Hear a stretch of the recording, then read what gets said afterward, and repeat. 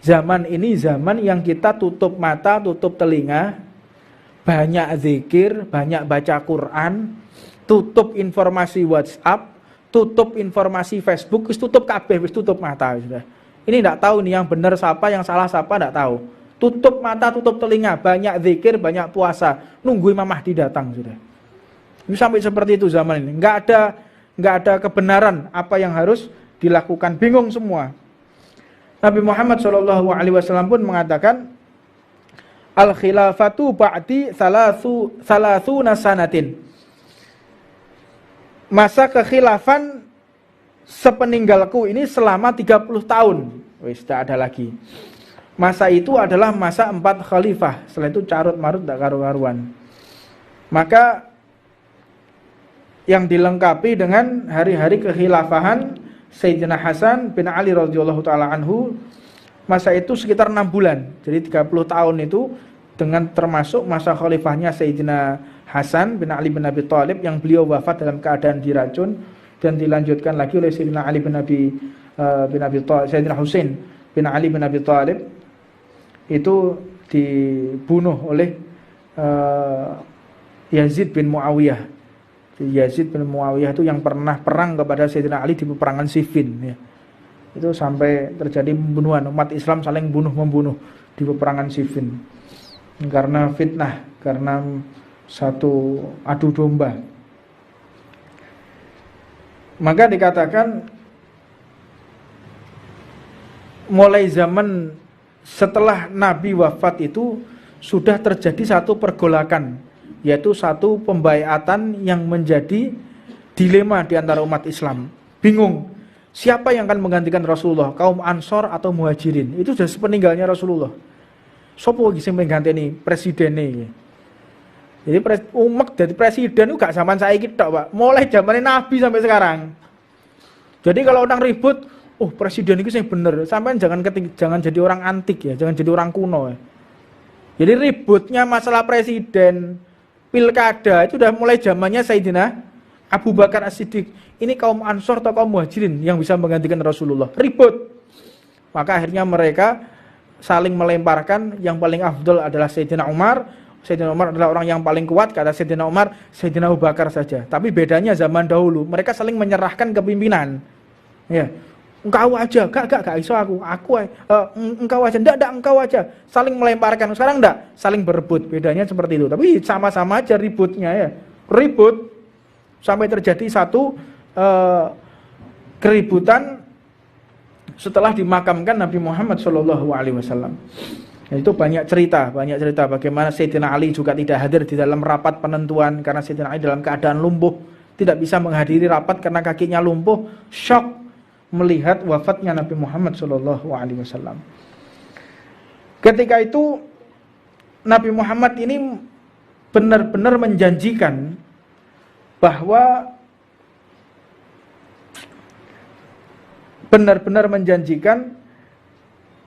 kepada Sayyidina Hasan, yang mana Nabi Muhammad mengatakan inna ibni hadza sayyidun. Jadi Sayyidina Hasan itu sudah diberikan bisyarah oleh Rasulullah SAW. Sesungguhnya anakku ini adalah seorang pemimpin. Jadi memegang Sayyidina Hasan dan Sayyidina Husain. Inna ibni hadza sayyidun. Sesungguhnya kedua putraku ini, Sayyidina Hasan dan Sayyidina Husain, adalah seorang pemimpin. Wa la'allallahu an yusliha bihi baina fi'atain 'azimatain minal muslimin. Semoga dengannya Allah mendamaikan dua golongan besar dari kaum muslimin. Jadi akan terjadi satu perpecahan yang luar biasa. Rasulullah sudah mengerti akan terjadi perpecahan yang luar biasa setelah wafatnya Rasulullah. Yang mendamaikan benar Sayyidina Hasan yang mendamaikan yang pertama, tapi jadi satu kelompok mereka tidak puas, akhirnya diracun Sayyidina Hasan, dan akhirnya kelompok ini pun mendukung Sayyidina Husain, dan akhirnya ada yang namanya Yazid bin Muawiyah itu tidak terima dengan pembaiatan Sayyidina Husain, maka beliau Sayyidina Husain ini diminta untuk keluar dari Mekah, diundang menuju ke Karbala. Karbala itu di Irak. Di Iran. Menuju ke Karbala. Ketika menuju ke Karbala, dilihat di situ, kata Sayyidina Husain, benar, aku menuju ke Karbala.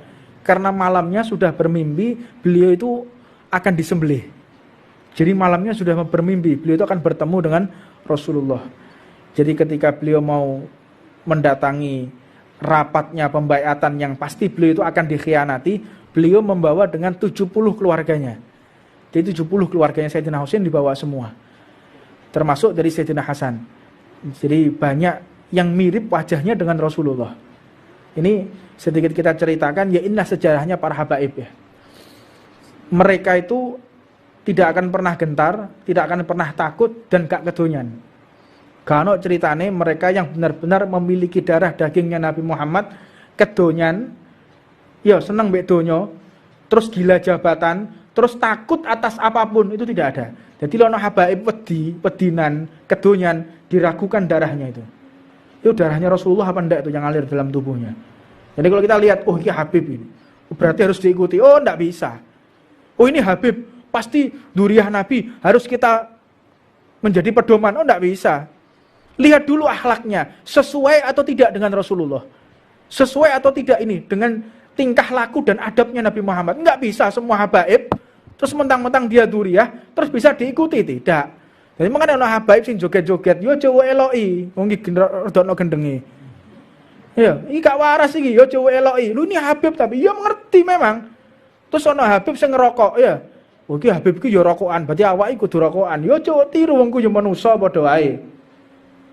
Ikutilah mereka yang sesuai dengan kakeknya. Kalau ada habaib yang tidak sesuai dengan kakeknya, ya jangan diikuti.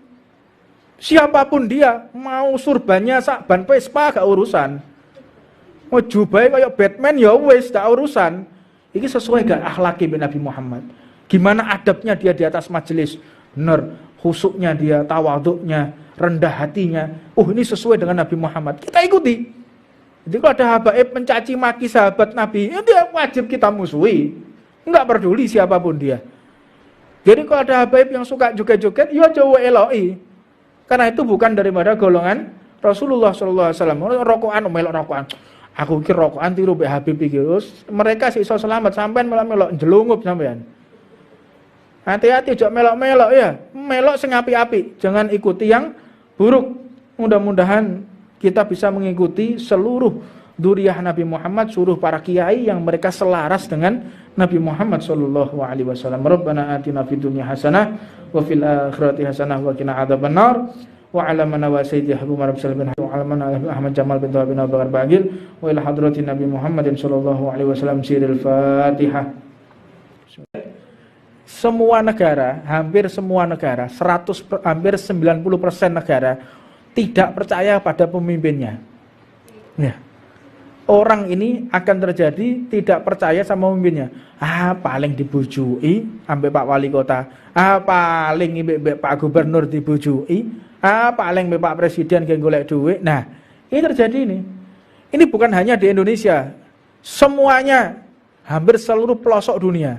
Ini yang bertahan cuman Turki, Erdogan ya, sama di Chechnya. Ibrahim. Jadi siapa namanya presiden Chechnya itu? Kadyrov. Ini yang dipercaya sama masyarakatnya ya. Indonesia, yo kok ngene iki modele kaya awak-awak ngene yo. Gak awake dhewe gak ngerti, gak roh parake, gak ngulur, gak ngetan yo. Gak ngalor, gak ngidul ya. Bingung ya. Kita memimpin diri sendiri aja gak bisa, tapi suka mengkritik orang. Ini terjadi ini. Jadi orang di negara kita ini satu permasalahan, pinter ngeritik, pinter mencaci orang tapi nggak punya solusi. Mimpin negara kok ngene, mimpin kota kok ngene, terus yang bener piye? Ya mbah, ya kan gitu. Ini zaman orang yang pinter ngeritik tapi dia nggak punya solusi. Ini presiden ini misalnya Pak Jokowi ini harusnya begini, terus harusnya Pak Jokowi gimana? Ya mbah, lah ini penyakit ini. Bisa mengkritik tetapi tidak bisa memberikan solusi. Ini mengenai zaman bingung. Ini zaman bingung. Orang yang sudah tidak percaya kepada pemimpinnya dan tidak percaya kepada dirinya sendiri. Terus yang benar siapa lagi? Ya wallahu a'lam. Kata Nabi Muhammad, akan datang suatu masa yang para ulama sendiri bingung mau ngapain. Kiai ini lo bingung. Terus piye yai? Mbah wis. Terus apa yang harus kita lakukan? Wis ngenteni ajal wae nang omah. Sampai kayak begitu. Jadi Al-Imamul Al-Hawi, beliau itu menuliskan dalam satu qasaidnya, zaman ini zaman yang kita tutup mata, tutup telinga, banyak zikir, banyak baca Quran, tutup informasi WhatsApp, tutup informasi Facebook, wis tutup kabeh, wis tutup mata sudah. Ini enggak tahu nih yang benar siapa, yang salah siapa, enggak tahu. Tutup mata, tutup telinga, banyak zikir, banyak puasa, nunggu Imam Mahdi datang sudah. Ini sampai seperti itu zaman ini. Enggak ada kebenaran apa yang harus dilakukan, bingung semua. Nabi Muhammad SAW pun mengatakan, al-khilafatu ba'di salasuna sanatin. Masa kekhilafan sepeninggalku ini selama 30 tahun. Wis tidak ada lagi. Masa itu adalah masa 4 khalifah. Setelah itu carut marut tak karu-karuan. Maka yang dilengkapi dengan hari-hari kekhilafahan Sayyidina Hasan bin Ali radhiyallahu taala anhu, masa itu sekitar 6 bulan. Jadi 30 tahun itu dengan termasuk masa khalifahnya Sayyidina Hasan bin Ali bin Abi Thalib yang beliau wafat dalam keadaan diracun, dan dilanjutkan lagi oleh Sayyidina Ali bin Abi Thalib, Sayyidina Husain bin Ali bin Abi Thalib itu dibunuh oleh Yazid bin Muawiyah. Yazid bin Muawiyah itu yang pernah perang kepada Sayyidina Ali di peperangan Siffin ya. Itu sampai terjadi pembunuhan, umat Islam saling bunuh-membunuh di peperangan Siffin karena fitnah, karena satu adu domba. Maka dikatakan mulai zaman setelah Nabi wafat itu sudah terjadi satu pergolakan, yaitu satu pembaiatan yang menjadi dilema di antara umat Islam. Bingung, siapa yang akan menggantikan Rasulullah, kaum Ansor atau Muhajirin? Itu sudah sepeninggalnya Rasulullah. Sopo lagi yang mengganteni presiden ini? Jadi umek jadi presiden itu gak zaman saya kita, Pak. Mulai zamannya Nabi sampai sekarang. Jadi kalau orang ribut, oh presiden itu yang benar. Sampai jangan jadi orang antik ya, jangan jadi orang kuno ya. Jadi ributnya masalah presiden, pilkada itu sudah mulai zamannya Sayyidina Abu Bakar As-Siddiq.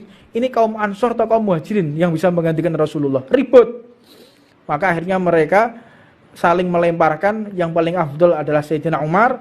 Sayyidina Umar adalah orang yang paling kuat, kata Sayyidina Umar, Sayyidina Abu Bakar saja. Tapi bedanya zaman dahulu, mereka saling menyerahkan kepimpinan. Ya. Engkau aja, gak iso aku engkau aja, enggak engkau aja, saling melemparkan. Sekarang enggak, saling berebut, bedanya seperti itu. Tapi sama-sama aja ributnya ya, ribut sampai terjadi satu keributan setelah dimakamkan Nabi Muhammad SAW. Itu banyak cerita bagaimana Sayyidina Ali juga tidak hadir di dalam rapat penentuan karena Sayyidina Ali dalam keadaan lumpuh, tidak bisa menghadiri rapat karena kakinya lumpuh, syok melihat wafatnya Nabi Muhammad SAW. Ketika itu Nabi Muhammad ini benar-benar menjanjikan bahwa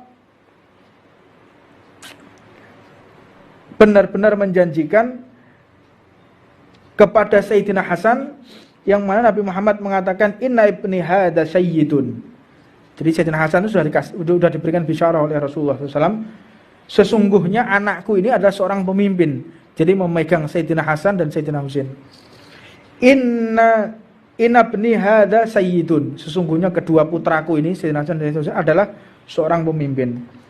Wa la'allallahu an yusliha bihi baina fi'atain azimatain minal muslimin. Semoga dengannya Allah mendamaikan dua golongan besar dari kaum muslimin. Jadi akan terjadi satu perpecahan yang luar biasa. Rasulullah sudah mengerti akan terjadi perpecahan yang luar biasa setelah wafatnya Rasulullah. Yang mendamaikan benar Sayyidina Hasan yang mendamaikan yang pertama, tapi jadi satu kelompok mereka tidak puas, akhirnya diracun Sayyidina Hasan, dan akhirnya kelompok ini pun mendukung Sayyidina Husain. Dan akhirnya ada yang namanya Yazid bin Muawiyah itu tidak terima dengan pembaiatan Sayyidina Husain, maka beliau Sayyidina Husain ini diminta untuk keluar dari Mekah, diundang menuju ke Karbala. Karbala itu di Irak, di Iran. Menuju ke Karbala. Ketika menuju ke Karbala, Dilihat di situ, kata Sayyidina Husain, benar, aku menuju ke Karbala. Karena malamnya sudah bermimpi, beliau itu akan disembelih. Jadi malamnya sudah bermimpi, beliau itu akan bertemu dengan Rasulullah. Jadi ketika beliau mau mendatangi rapatnya pembaiatan yang pasti beliau itu akan dikhianati, beliau membawa dengan 70 keluarganya. Jadi 70 keluarganya Sayyidina Husain dibawa semua. Termasuk dari Sayyidina Hasan. Jadi banyak yang mirip wajahnya dengan Rasulullah. Ini sedikit kita ceritakan, ya inilah sejarahnya para habaib ya. Mereka itu tidak akan pernah gentar, tidak akan pernah takut, dan gak kedonyan. Karena ceritane mereka yang benar-benar memiliki darah dagingnya Nabi Muhammad, kedonyan, ya seneng mbek donya, terus gila jabatan, terus takut atas apapun, itu tidak ada. Jadi lono habaib pedinan, kedonyan, diragukan darahnya itu. Itu darahnya Rasulullah apa enggak itu yang ngalir dalam tubuhnya. Jadi kalau kita lihat, oh ini Habib ini, berarti harus diikuti. Oh enggak bisa. Oh ini Habib, pasti duriah Nabi, harus kita menjadi pedoman. Oh enggak bisa. Lihat dulu akhlaknya, sesuai atau tidak dengan Rasulullah. Sesuai atau tidak ini dengan tingkah laku dan adabnya Nabi Muhammad. Enggak bisa semua habaib, terus mentang-mentang dia duriah, terus bisa diikuti, tidak. Jadi makanya ana habaib sing joget-joget, yo cowo eloki, wong iki rodokno gendenge. Ya, iki gak waras iki, yo cowo eloki. Lu ini Habib tapi yo ngerti memang. Terus ana Habib sing ngerokok, ya. Oh iki Habib iki yo rokokan, berarti awake kudu rokokan. Yo cowo tiru wong ku yo manusa padha wae. Ikutilah mereka yang sesuai dengan kakeknya. Kalau ada habaib yang tidak sesuai dengan kakeknya, ya jangan diikuti. Siapapun dia, mau surbannya sakban Vespa gak urusan. Mau jubai kayak Batman ya wis gak urusan. Ini sesuai gak akhlaki Nabi Muhammad. Gimana adabnya dia di atas majelis? Benar, khusuknya dia, tawaduknya, rendah hatinya. Oh ini sesuai dengan Nabi Muhammad. Kita ikuti. Jadi kalau ada habaib mencaci maki sahabat Nabi, ya dia wajib kita musuhi. Enggak peduli siapapun dia. Jadi kalau ada habaib yang suka joget-joget, ya coba eloi. Karena itu bukan daripada golongan Rasulullah SAW. Rokokan, melok rokokan. Aku kira rokokan tiru be Habib iki. Mereka sih iso selamat sampean malah melok jelungup sampean. Hati-hati ojo melok-melok ya. Melok sing apik-apik, jangan ikuti yang buruk. Mudah-mudahan kita bisa mengikuti seluruh duriah Nabi Muhammad, seluruh para kiai yang mereka selaras dengan Nabi Muhammad sallallahu alaihi wasallam. Rabbana atina fid dunya hasanah wa fil akhirati hasanah wa qina adzabannar. Wa ala mana wa sayyidi Habib Marab Salibin wa ala mana Ahmad Jamal bin Tawabin Bakar Bagil wa ila hadratin Nabi Muhammadin sallallahu alaihi wasallam siril Fatihah. Bismillahirrahmanirrahim. Alhamdulillahi rabbil alamin. Hamdan li rabbi khassana bi Muhammadin wa anqadana min dulmati jahli wa dayajiri.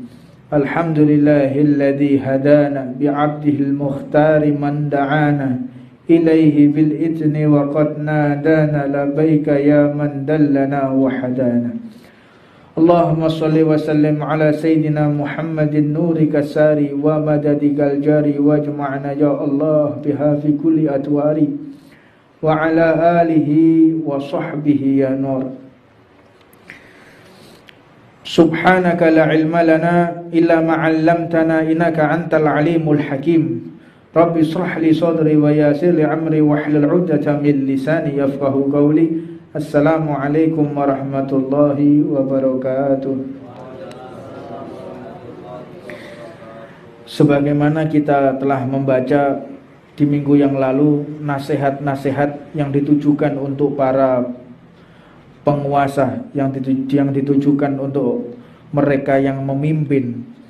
Fasal ini dilanjutkan dengan cerita Sayyidina Ali bin Abi Thalib karamallahu wa ajha.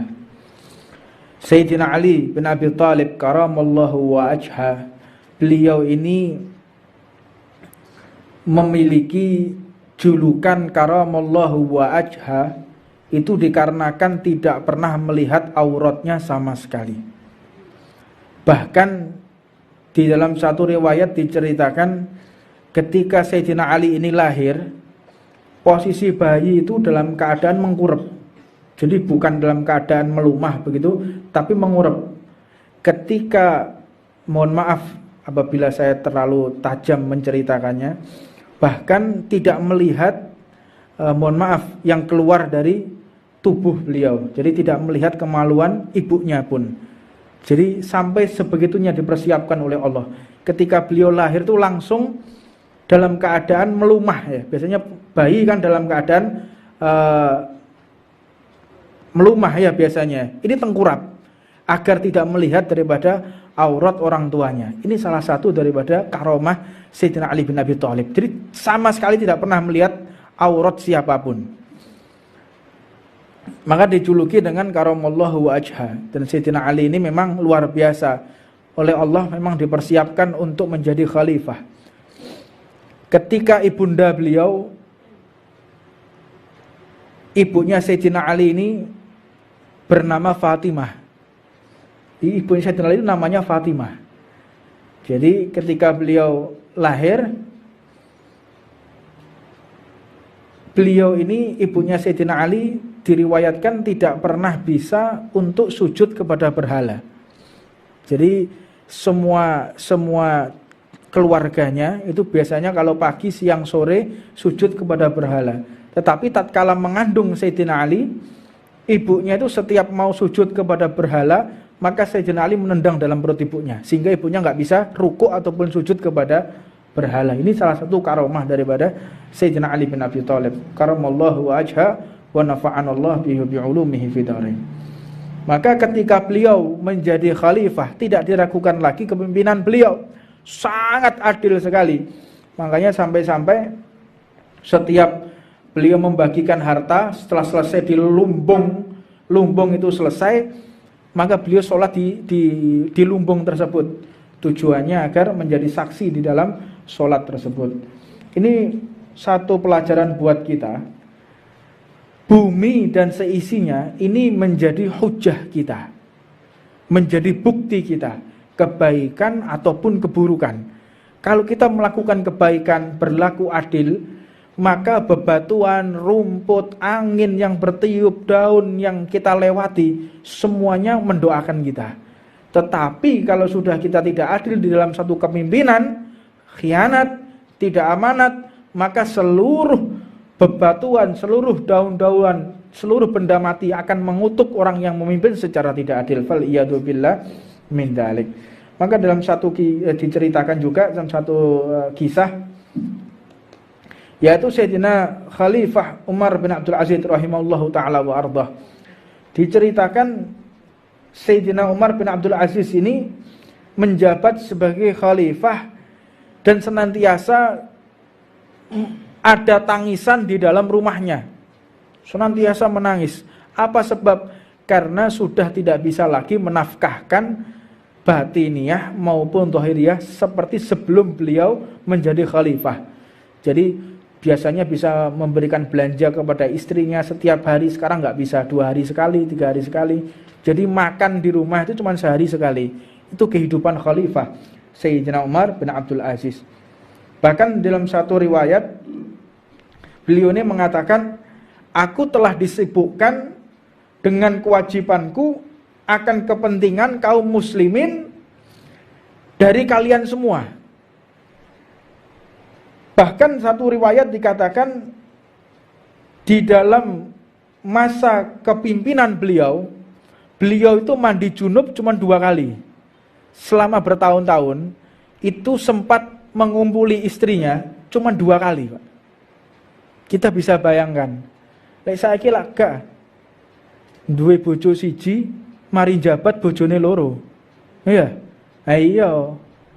Jadi kalau biasanya makannya sederhana, begitu jadi pejabat, bendino makannya istimewa, ya. Beda dengan khalifah-khalifah terdahulu. Mereka itu senantiasa memberikan segala waktunya, hartanya, seluruh tenaganya untuk umat. Ini yang membedakan. Makanya dinasehatkan kepada mereka yang memimpin, hati-hatilah engkau, jangan sampai engkau keluar daripada rambu-rambu yang telah ditetapkan oleh baginda Nabi Muhammad SAW. Bahkan dalam satu kesempatan beliau ini pada musim dingin pada musim dingin, pembantunya ini mempersiapkan air panas. Ditanya oleh beliau, dari mana air panas ini? Aku mau mandi air dingin saja. Kata pembantunya, khadimnya beliau, yang khidmah kepada beliau, wahai khalifah, kalau seandainya engkau memaksakan diri menggunakan air yang dimandi, menggunakan air yang dingin, maka tidak ada lagi khalifah yang memimpin umat Islam, maka akan bercerai-berai umat Islam. Kata Sayyidina Umar bin Abdul Aziz, ya sudah, saya turuti. Ketika selesai mandi, tanya, ini kayu bakar dari mana? Kayu bakar ini dari persediaan yang ada di lumbung. Beliau marah besar dan langsung mengganti daripada kayu bakar tadi. Ini amanatnya luar biasa.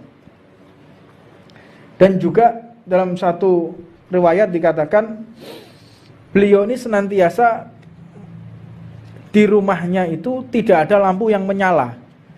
Jadi ketika beliau menjabat itu sudah tidak ada lampu yang menyala. Jadi biasanya kan ada teplok. Zaman dahulu kan pakai minyak, nggak pakai listrik ya, pakai minyak. Ketika beliau jadi khalifah, rumah itu sudah jarang lagi ada api yang menyala. Subhanallah. Jadi ekonominya kritis. Jadi semakin menjabat, jabatannya tinggi, ekonominya semakin kritis. Nah inilah khalifah pada zaman dahulu, pemimpin zaman dahulu. Karena Nabi Muhammad SAW, Nabi Muhammad pernah mengatakan, nanti akan ada zaman yang mereka menjabat, semakin tinggi jabatannya, semakin enteng pekerjaannya. Tambah dhuwur jabatannya, tambah enteng pekerjaannya. Tambah pendek, tambah rendah jabatannya, semakin berat. Ini kebalik. Ya Rasulullah, mana mungkin? Ya akan terjadi itu. Makanya kalau kita melihat mulai jabatan yang tinggi, kita melihat ada amanat dari presiden, ya, amanat dari presiden harus dikerjakan.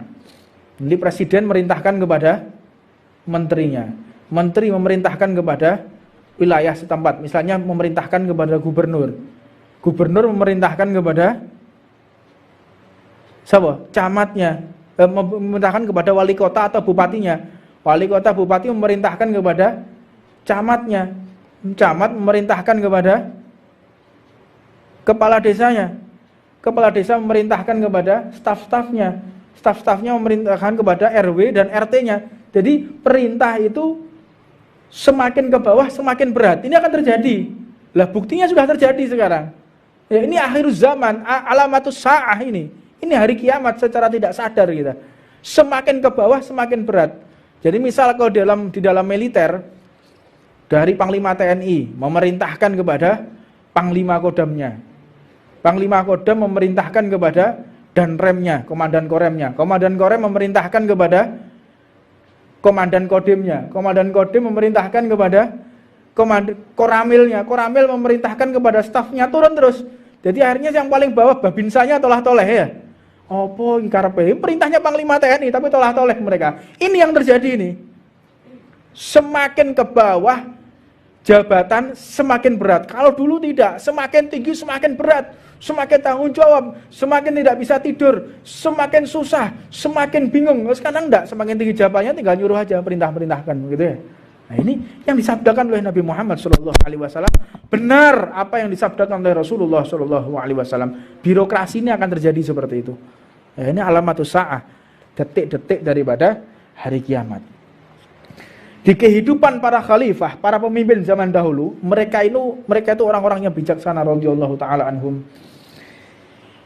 Yang seperti terkenal dan tersebar serta sangat panjang sekali untuk diceritakan para khalifah zaman dahulu. Menceritakannya saja sulit, apalagi mau mengerjakan.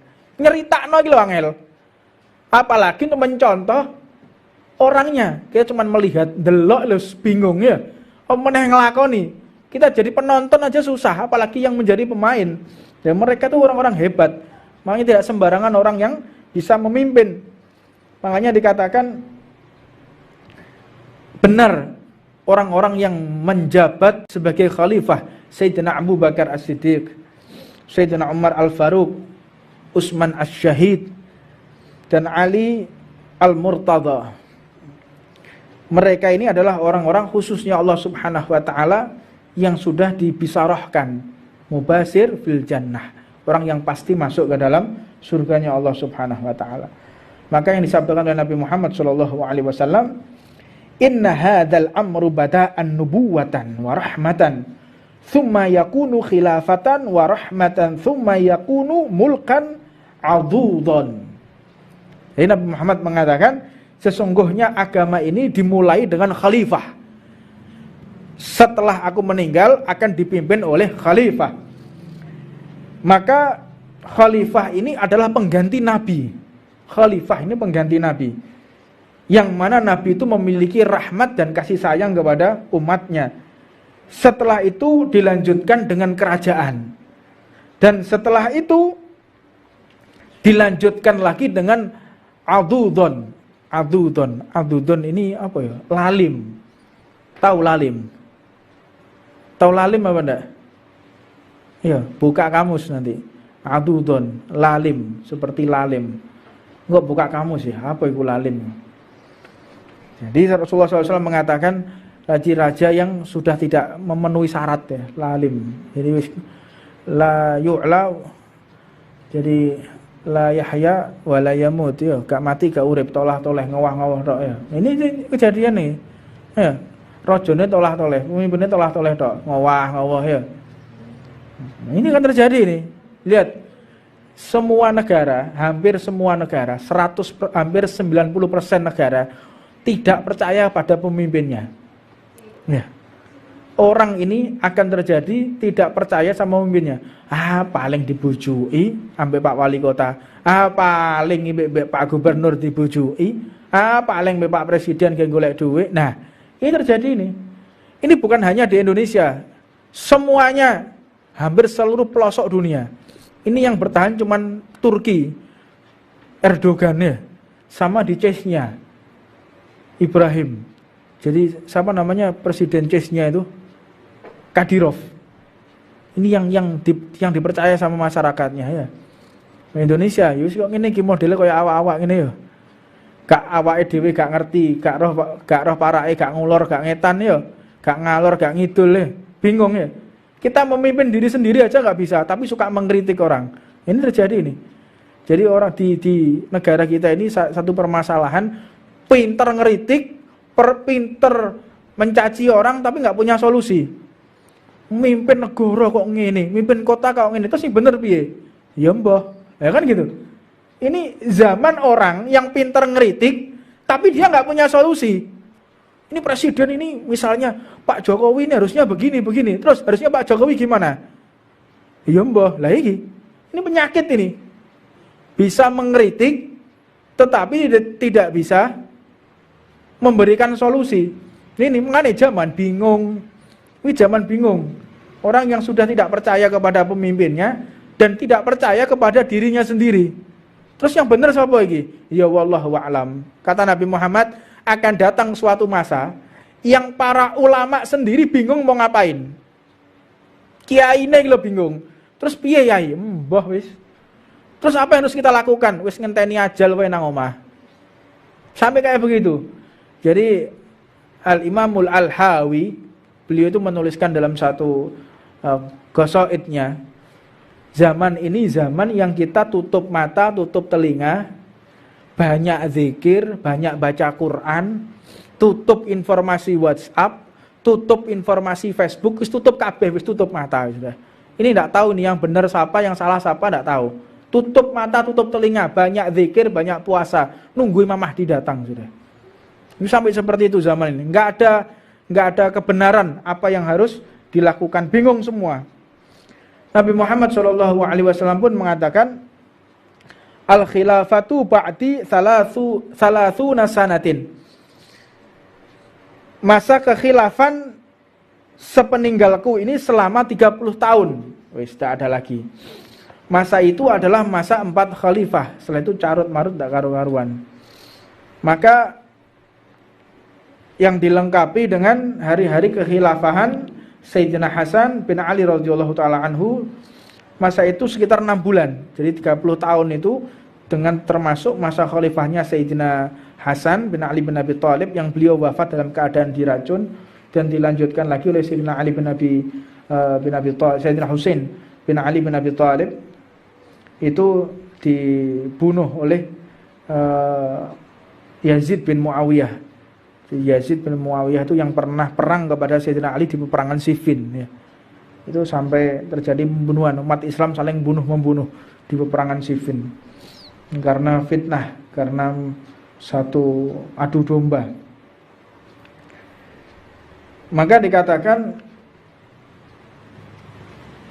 mulai zaman setelah Nabi wafat itu sudah terjadi satu pergolakan, yaitu satu pembaiatan yang menjadi dilema di antara umat Islam.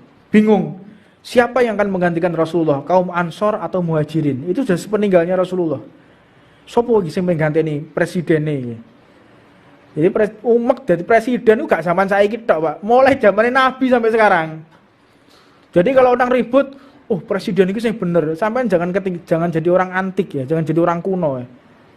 Jadi ributnya masalah presiden, pilkada itu udah mulai zamannya Sayyidina Abu Bakar As-Siddiq. Ini kaum Ansor atau kaum Muhajirin yang bisa menggantikan Rasulullah. Ribut. Maka akhirnya mereka saling melemparkan, yang paling afdal adalah Sayyidina Umar.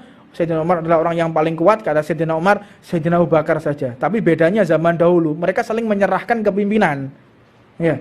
Engkau aja, gak iso aku engkau aja, enggak engkau aja. Saling melemparkan, sekarang enggak, saling berebut. Bedanya seperti itu. Tapi sama-sama aja ributnya ya. Ribut sampai terjadi satu keributan setelah dimakamkan Nabi Muhammad SAW. Itu banyak cerita bagaimana Sayyidina Ali juga tidak hadir di dalam rapat penentuan karena Sayyidina Ali dalam keadaan lumpuh, tidak bisa menghadiri rapat karena kakinya lumpuh, syok melihat wafatnya Nabi Muhammad SAW. Ketika itu Nabi Muhammad ini benar-benar menjanjikan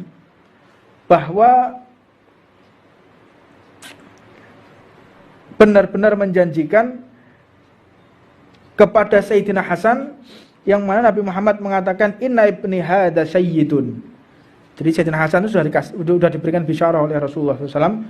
Sesungguhnya anakku ini adalah seorang pemimpin. Jadi memegang Sayyidina Hasan dan Sayyidina Husain. Inna ibni hadza sayyidun. Sesungguhnya kedua putraku ini Sayyidina Hasan dan Sayyidina Husain adalah seorang pemimpin. Wa la'allallahu an yusliha bihi baina fi'atain azimatain minal muslimin. Semoga dengannya Allah mendamaikan dua golongan besar dari kaum muslimin.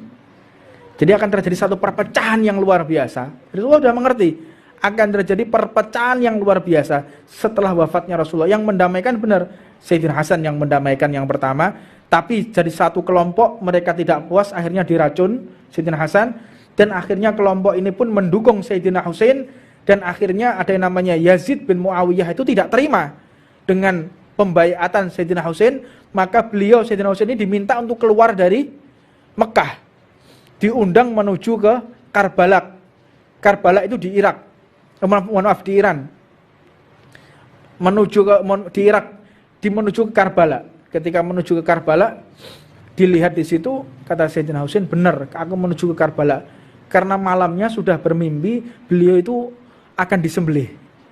Jadi malamnya sudah bermimpi beliau itu akan bertemu dengan Rasulullah. Jadi ketika beliau mau mendatangi rapatnya pembaiatan yang pasti beliau itu akan dikhianati, beliau membawa dengan 70 keluarganya. Jadi 70 keluarganya Sayyidina Husain dibawa semua, termasuk dari Sayyidina Hasan. Jadi banyak yang mirip wajahnya dengan Rasulullah. Ini sedikit kita ceritakan, ya inilah sejarahnya para habaib ya. Mereka itu tidak akan pernah gentar, tidak akan pernah takut, dan gak kedonyan. Karena ceritane mereka yang benar-benar memiliki darah dagingnya Nabi Muhammad, kedonyan, ya seneng mbek donya, terus gila jabatan, terus takut atas apapun, itu tidak ada. Jadi lono habaib pedinan, kedonyan, diragukan darahnya itu. Itu darahnya Rasulullah apa enggak itu yang ngalir dalam tubuhnya. Jadi kalau kita lihat, oh ini Habib ini, berarti harus diikuti. Oh enggak bisa. Oh ini Habib, pasti duriah Nabi, harus kita menjadi pedoman. Oh enggak bisa. Lihat dulu akhlaknya, sesuai atau tidak dengan Rasulullah. Sesuai atau tidak ini dengan tingkah laku dan adabnya Nabi Muhammad. Enggak bisa semua habaib terus mentang-mentang dia duriyah terus bisa diikuti, tidak. Jadi makanya ana habaib sing joget-joget, yo aja eloki, wong iki rodokno gendenge. Ya, iki gak waras iki, yo aja eloki. Lu ini habib tapi yo ngerti memang. Terus ana habib sing ngerokok, ya. Oh iki habib iki yo rokokan, berarti awake kudu rokokan. Yo aja tiru wong ku yo manusa padha wae.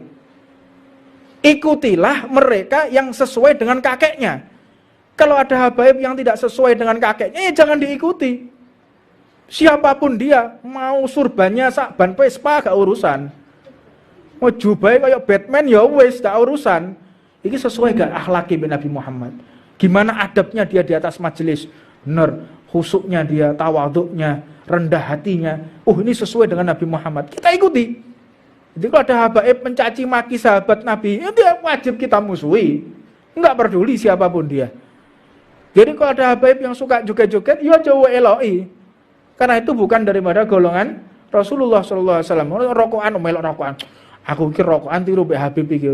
Mereka sih iso selamat sampean melok jelungup sampean. Hati-hati ojo melok-melok ya. Melok sing apik-apik, jangan ikuti yang buruk. Mudah-mudahan kita bisa mengikuti seluruh dzurriyyah Nabi Muhammad, seluruh para kiai yang mereka selaras dengan Nabi Muhammad sallallahu alaihi wasallam. Rabbana atina fid dunya hasanah wa fil akhirati hasanah wa qina adzabannar. Wa ala man wa sayyidi Habib Arab Salman wa ala man Ahmad Jamal bin Tawab bin Abu Bakar Bagil wa ila hadratin Nabi Muhammadin sallallahu alaihi wasallam siril Fatihah.